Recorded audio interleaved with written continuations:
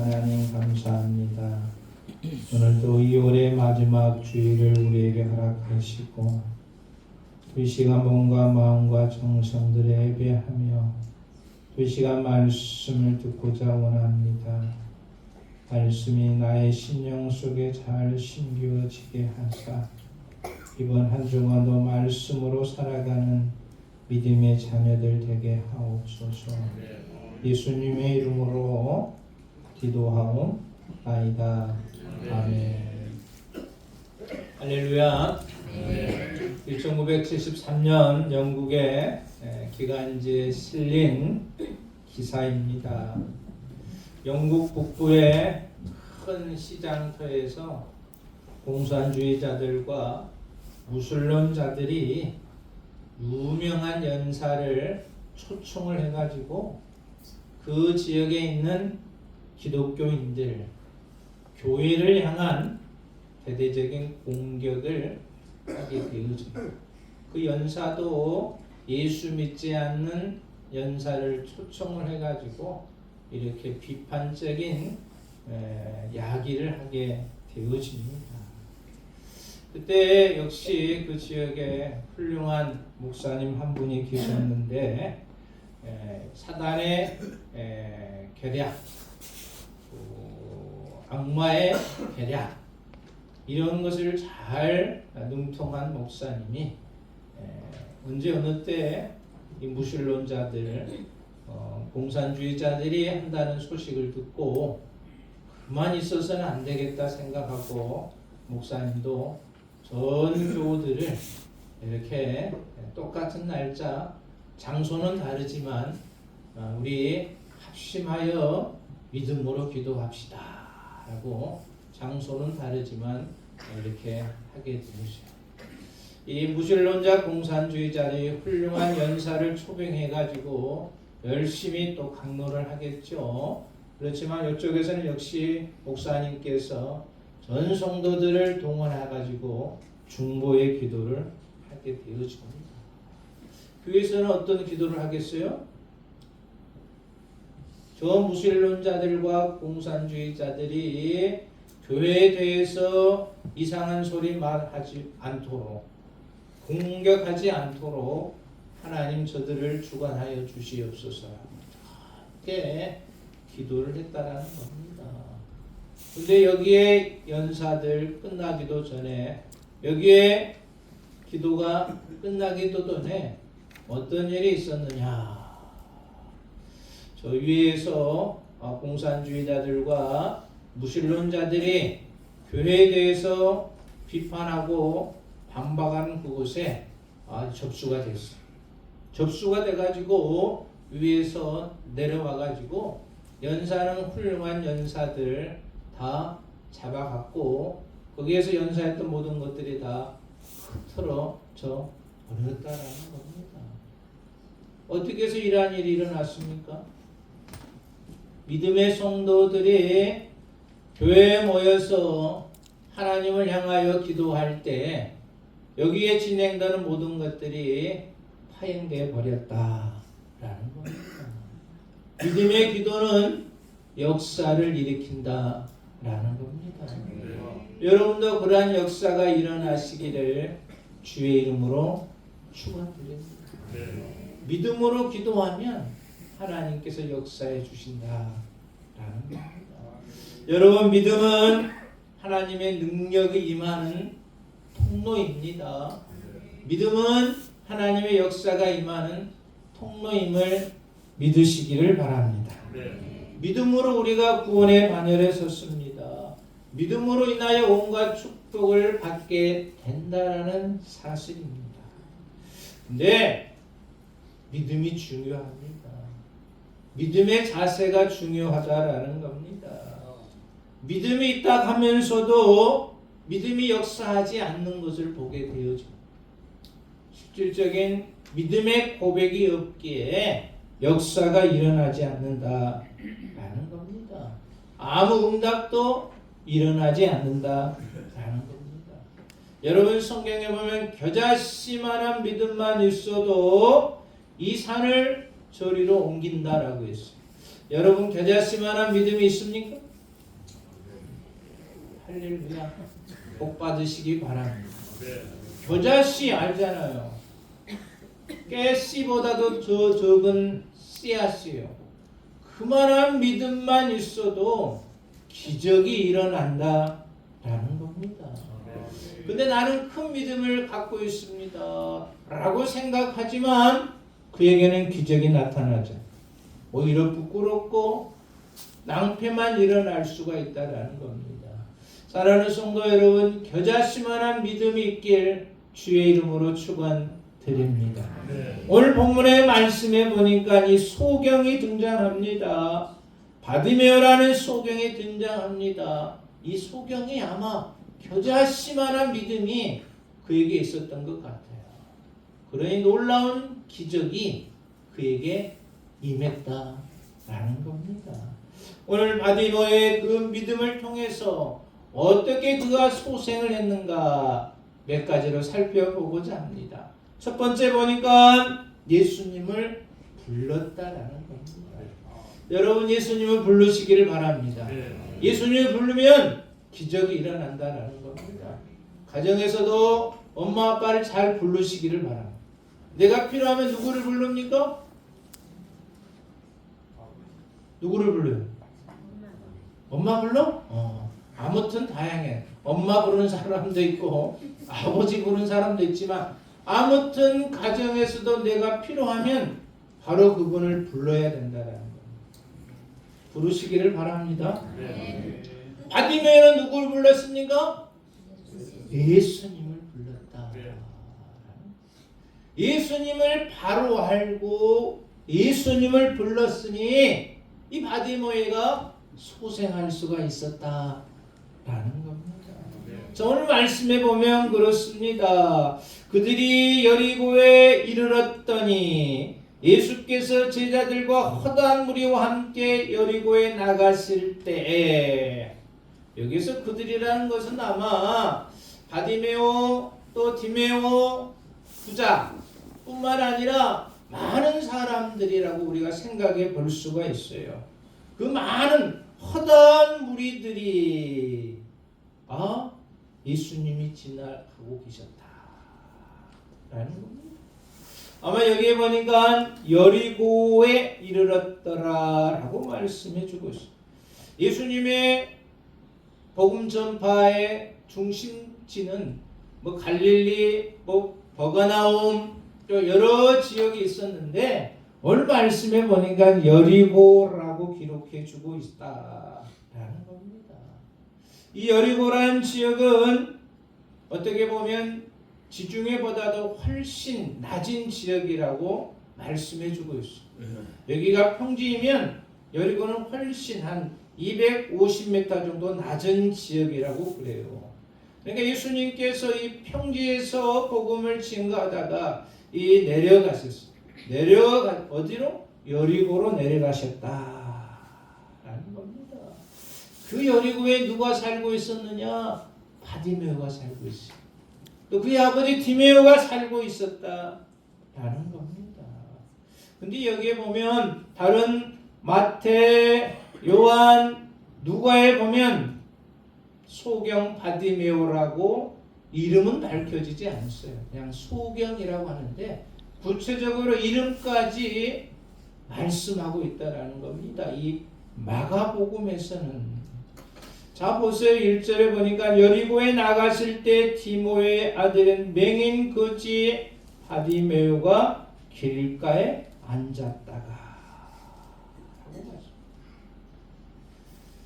그 길가에 앉았는데 사람들이 막 소리가 나는 거예요. 야, 예수님이 오셨다. 능력 많으신 예수님이 오셨다. 기적을 베푸시는 예수님이 오셨다. 막 이런 소리를 하면서 많은 무리들이 예수님께 가는 겁니다. 그 소식을 듣고 소경 바디메오도 역시 그 행렬에 동참하게 돼요. 야, 나도 예수를 만나야 되겠다. 많은 사람들이 예수를 만나고 가는데 나도 예수를 만나야 되겠다라고 말씀합니다. 근데 이 소경 바디메오가 어떤 소리를 외칩니까? 47절에 보니까 나사렛 예수시란 말을 듣고 소리질러 이르되 다윗의 자손 예수여 나를 불쌍히 여기소서.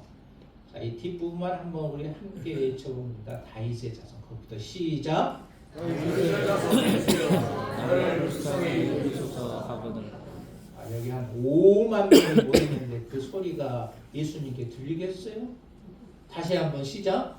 다윗의 자손 예수여 나를 불쌍히 여기소서 하거늘. 이거보다 더 크게 했을 것 같아요. 소경이. 많은 무리들이 막 수근수근거리고 웅성웅성 하는데 예수님의 귓가에 들릴 수 있도록 이 아마 소경 받으면은 그냥 온 힘을 다하여 외쳤을 것 같아요. 다윗의 자손 예수여 이렇게 외치고 나를 불쌍히 여기소서. 보니까 소경 바디메오가 이 이야기를 할 수 있었다는 것은 아마 예수에 대해서 전해지는 소식을 들었던 것 같아요. 다윗의 자손 예수. 일찍부터 이 소경이지만 귀는 밝아서 소문을 듣고 예수님이 어떤 분이심을 알고 있었던 것 같아요. 그러니 이 소리를 바로 할 수 있었다라는 겁니다. 항상 이 말씀이 심령 속에 아마 내재져 있는 것 같아요. 내가 예수를 만나면 이러한 고백을 하리라 라는 것이었어요.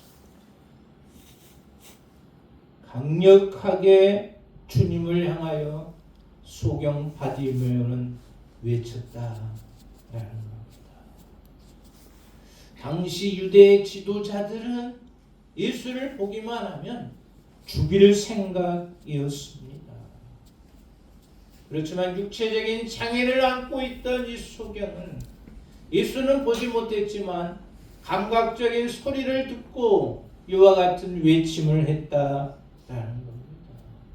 사랑하는 성도 여러분, 이번 한 주간을 살아가는 과정 속에 예수를 바로 알고 예수님께 외치시기를 바랍니다. 예수님께 외쳤다는 건 뭐예요? 자기의 뭔가가 해결해 주실 분이 그분이심을 소경 바디메오는 외쳤다. 내가 해결하지 못하는 것들, 부모님을 부르면 부모님이 해결해 줘요, 안 해줘요? 물질적인 문제도 해결해 줄 것이고 친구 간의 문제도 부모님은 내 문제처럼 해결해 줍니다. 아마 그랬어요. 이 소경 바디메오가 그와 같은 고백을 했어요. 예수님께 외쳤다.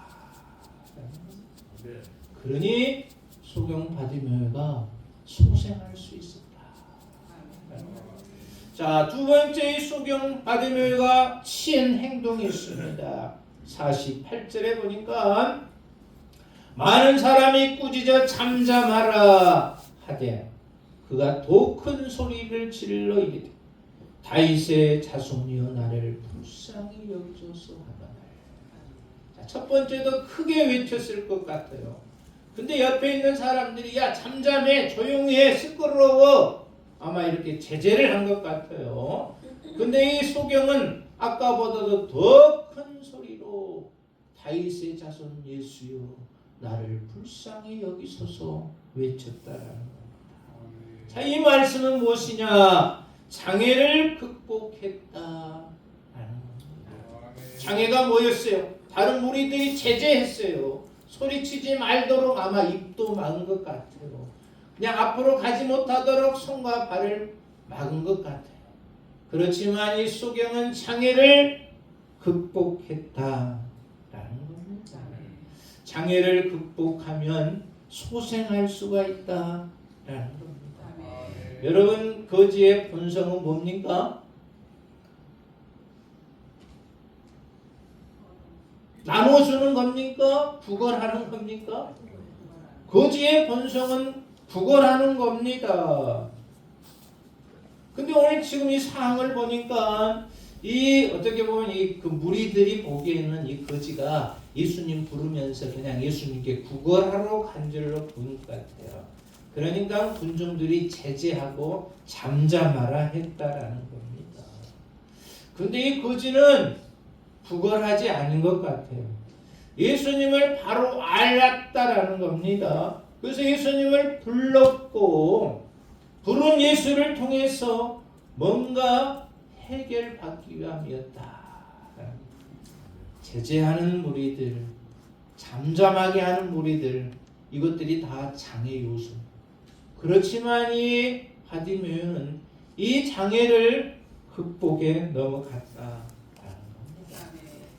여러분 신앙생활에 장애가 없습니까? 장애 많이 있습니다. 열심히 신앙생활 하려면 남편이 교회 못 가게, 아내가 교회 못 가게, 주일 성수하려면 야 오늘 저기 일정 있는데 가자라고 하는 거. 이것들이 다 신앙의 뭡니까? 장애입니다.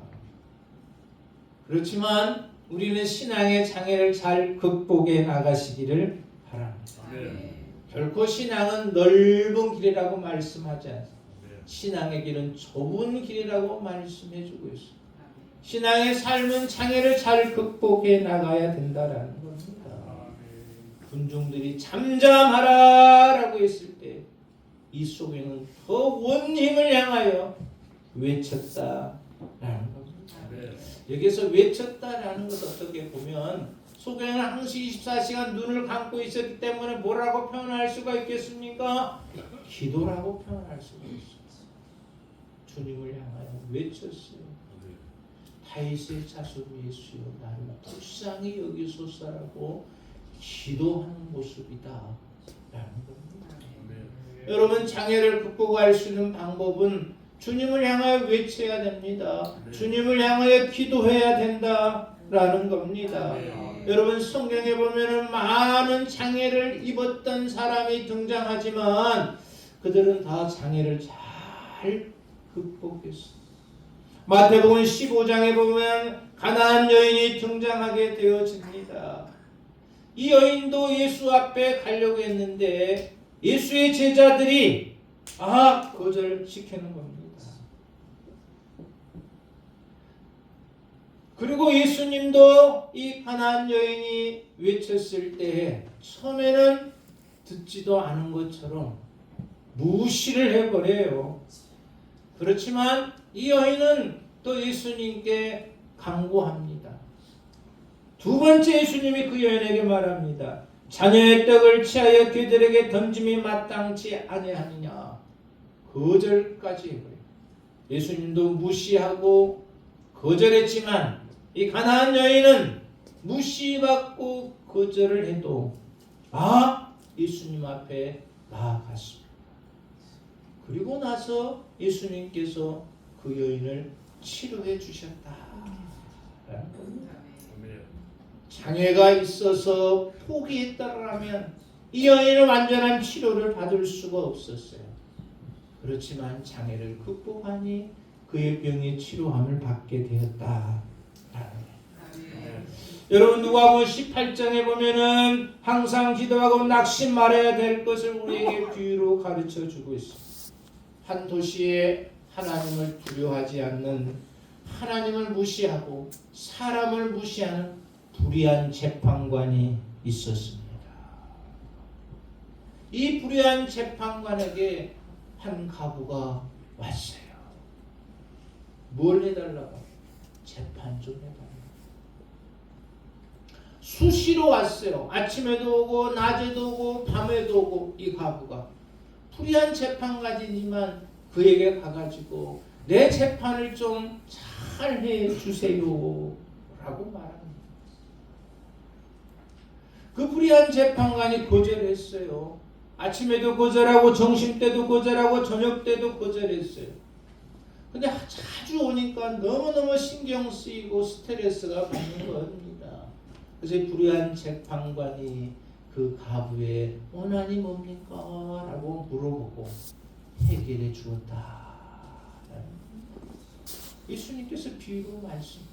불의한 재판관도 가부의 원한을 풀어주었어요. 귀찮게 하는. 역시 하나님도 마찬가지입니다. 여러분은 장애가 있거들랑 그것을 하나님께 자주 찾아가시기를 바랍니다. 네. 자주 찾아가면 하나님도 쉽게 해결해 주시리라 믿습니다. 이 여인도 장애를 잘 극복하여 소생하는 기쁨을 누렸다라는 겁니다. 창세기 25장에 보면은 이삭의 아내 리브가가 얼마나 아름다웠는지. 오늘따라 왜 이렇게 울지도 않고 다 이쁘게 보이죠. 리브가처럼. 리브가가 키도 키도 크고요, 얼굴도 잘생기고요, 몸매도 좋다라고 성경에 기록하고 있어요. 근데 한 가지의 약점이 있었습니다. 뭐가 있었습니까? 애를 못 키도 크고 얼굴도 잘생기고 몸매도 좋은데 시집을 갔으면 아기를 낳아야 되는데 아기를 못 낳는 거예요. 1년, 2년, 5년, 10년 몇 년까지 아기를 못 낳습니까? 20년. 부모 마음이 얼마나 아프겠어요. 근데 리브가가 20년 동안 아기를 못 낳지만 장애를 잘 극복했어요. 하나님 저에게 태물을 열려주시옵소서. 태물을 열려주시옵소서. 내가 해야 될 도리를 하게 하옵소서. 하나님께 장애를 극복하며 기도하니 하나님께서 은혜를 베풀어 주셨습니다. 몇 해가 났죠? 쌍태가 나왔어. 쌍둥이가 한꺼번에 쌍둥이를 하나님께서 허락해 주셨다. 불임증의 장애를 리브가는 잘 극복했다는. 이 장애 때문에 포기해 버렸으면 아마 쌍태가 출산하지 못했을 것 같아요. 이 장애를 하나님께 부르주지니 하나님께서 소생케 하셨다. 여러분, 우리 각자의 장애가 있을 겁니다.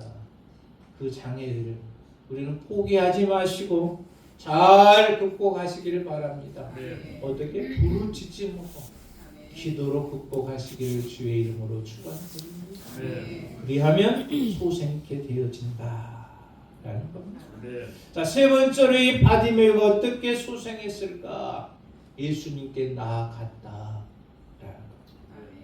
50절에 보니까 맹인이 겉옷을 내어버리고 뛰어 일어나 예수께 나아오거늘. 예수님께 나아올 때에 소생할 수가 있다라는 겁니다. 네. 오늘 50절 다른 복음서에는 상세하게 기록되지 않지만 겉옷을 내어 버리고 뛰어 일어나 예수께 나아갔다. 맹인이었어. 맹인. 갑작스럽게 이러한 행동을 할 수 있을 수는 없어요.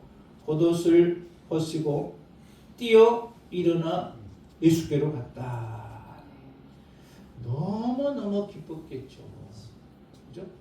그동안 보지 못하다가 이제 볼 수 있고 들을 수 있으니 자기가 있는 것을 다 벗어버리고 일어나 예수께로 갔다. 여러분 늘 예수께 나아가시기를 주의 이름으로 축원드립니다. 네. 여기에 겉옷을 벗어버렸다라는 겁니다. 그죠? 우리가 추우면 무엇을 입어요? 겉옷을 두꺼운 옷을 입어버려요. 팔레스타인 지역에서는 기온 차이가 심합니다. 낮과 밤의 기온 차이가. 겉옷이 꼭 필요해요. 이 겉옷은 잘 때는 또 이렇게 이불로 덮을 수도 있고 자리에 깔 수도 있고 옷처럼 입을 수도 있습니다. 근데 이 겉옷을 벗어버렸다라는 겁니다. 이제는 더 이상 이 겉옷이 아마 필요 없었던 모양 같아요. 그래서 겉옷을 벗어 던져버렸다. 뛰어 일어나 예수께 나아갔다. 라는 겁니다. 다 벗어버리고 예수께 나아가니 예수님께 뭐라 합니까? 내게 무엇하여 주기를 원하느냐. 51절에 예수님께서는 이 바디메오를 아마 멀리서 다 보신 것 같아요. 내가 무엇하여 주기를 원하느냐라고 예수님께서 물어보시니 뭐라겠어요? 보기 원합니다. 그리고 12절에 가라 내 믿음이 너를 구원하였느니라. 예수께 나오면 나의 모든 문제가 해결되어진다는 겁니다. 이가 겉옷을 벗고 그냥 군중 속으로 들어갔다라면 보지도 못하고 구원을 얻지도 못했을 것입니다. 바로 예수님께 나아가니 예수님께서 그가 원하는 것들 해결해 주셨다라는 겁니다. 오늘 말씀을 정리하면 그렇습니다. 소경 거지 바디메오였습니다. 그렇지만 그가 예수를 불렀어요. 예수님께 기도했습니다. 또한 장애를 잘 극복했습니다. 예수님께 나아가니 소생했다. 이번 한 주간도 예수를 잘 부르시고 나의 장애를 잘 극복하시고 예수께 나아가는 심령이 되셔서 내가 있는 그곳에 소생하는 심령이 되시길 주의 이름으로 축원드립니다.